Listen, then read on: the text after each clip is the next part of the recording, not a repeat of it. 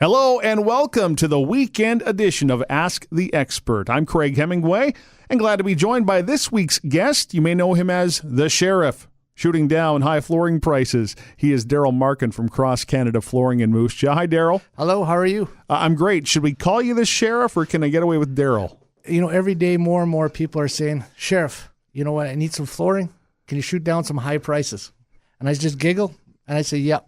Clearly that is working for you, and we're hoping this works for you as well. Our debut edition of Ask the Expert Weekend Edition, where we get a chance to go a little more in depth on certain subjects that we hope you find very informative, and we're certainly glad to be joined by you as our first guest because, you know, flooring is one of those things you can take for granted for sure, but there are a lot of things you may not know about warranty and some other things that we're going to get to a little bit later on in this show. But I guess, Darrell, let's start with this. Cross Canada Flooring, been around now for, 13 years in Moose Jaw? Yeah, you know what? To shed a little light on that, in 2003, we thought about Cross Canada Flooring. In 2003, we changed it from Sears floor covering and debuted Cross Canada Flooring, which was totally independent.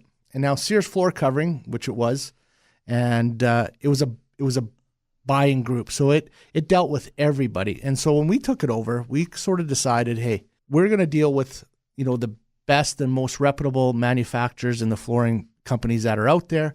And there's a little bit maybe a misconception that when you're part of a buying group, you buy better. Not necessarily, because the buying group, which we've seen with Sears floor covering, they wanted to make money too. So truly independent is that you get to negotiate the price with the manufacturer.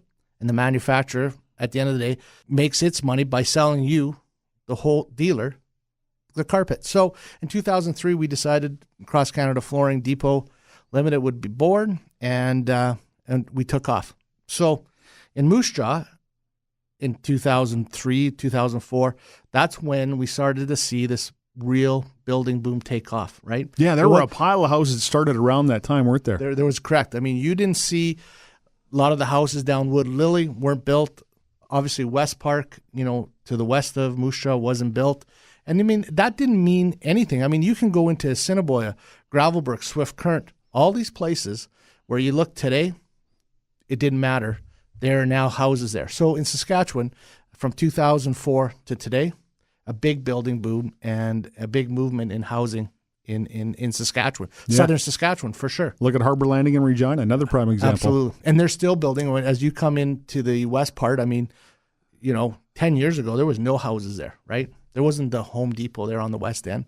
So today, you know, we sort of caught that boom. And so we've seen a lot of flooring go out the door, right? And I have to believe at that time, when a number of people are building houses at the same time, whatever trends were hot in that time period, you know, there'd be a lot of houses with similar type flooring, wouldn't there be? So what were some of those trends back then? Well, back then, when you built a house or you spec'd a house, that house had, right off the hopper, it wanted hardwood throughout the main area.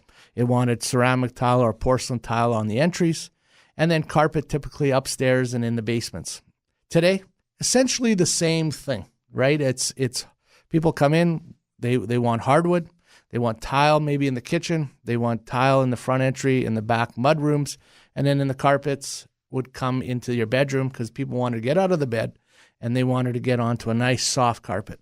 So today, even over the last 10 years, that carpet today is super soft, right? That nylon now is, you know, there's names from Shaw, for example, cashmere, right? Silk from Mohawk. I mean, these carpets are stuff you could sleep on, right? I mean, it's unbelievable how soft they are. And essentially, that's what we're seeing today. Still the same thing. We're putting hardwoods in the main area and tile, carpet. But much like everything else, I have to believe, you know, technology, if that's what you want to call it, probably has improved in the development of those things too, right? Absolutely. Like today's trends today, we're looking at, you know, laminate was, if you remember, laminates were very popular. Well, today, they're bringing back laminate, but as a waterproof core. So they were going to see now another resurgence of laminate, but waterproof. A lot of homeowners say, can I put that in the bathroom? Absolutely. Yeah, well, it's interesting to see as things like that have changed and time has gone on. But some of the things, of course, like they say, never change. They stay the same, and that's taking care of your flooring. And the need to do that certainly hasn't changed. And we're going to take a break right now. When we come back, Darrell, we're going to get into warranties and how it really falls upon you, the homeowner, to look after your flooring. So when we come back, we're going to talk about that and why you need to treat your carpet more like a car. This is Ask the Expert Weekend Edition on 800 CHAB.